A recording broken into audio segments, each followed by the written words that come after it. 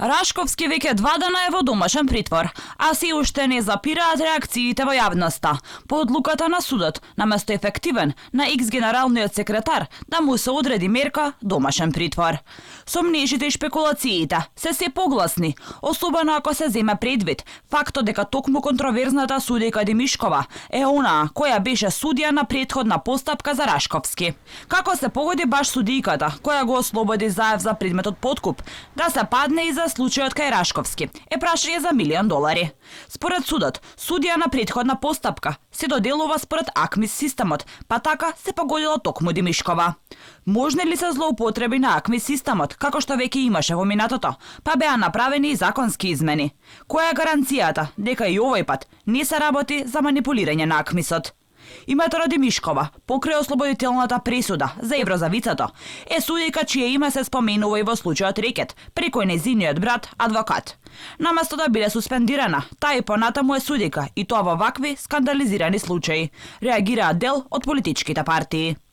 Реакциите на јавноста не се поврзани само со вклученоста на Демишкова во случајот за Рашковски, туку и со името на обвинителката Трајчева, која според судот не доставила доволно докази за екс-генералниот секретар да биде испратен во затворски притвор.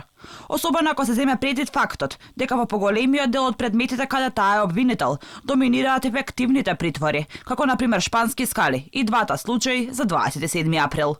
Дополнителна дилема во делувањето на Трајчева фрла и фактот што нејзиниот брат е човек близок на СДСМ, особено на претходното раководство на партијата. Тој е поранешен директор на Агенцијата за млади и спорт во времето на владењето на СДСМ, а против него имаше отворено и истраги за злоупотреба на службената положба своевремено.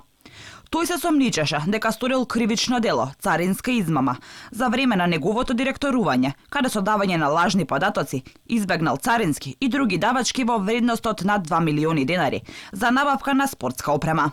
Неговото име беше поврзано и со наводното незаконско издавање на хотелот Магнус во Охрид за неверојатни 287 евра месечно.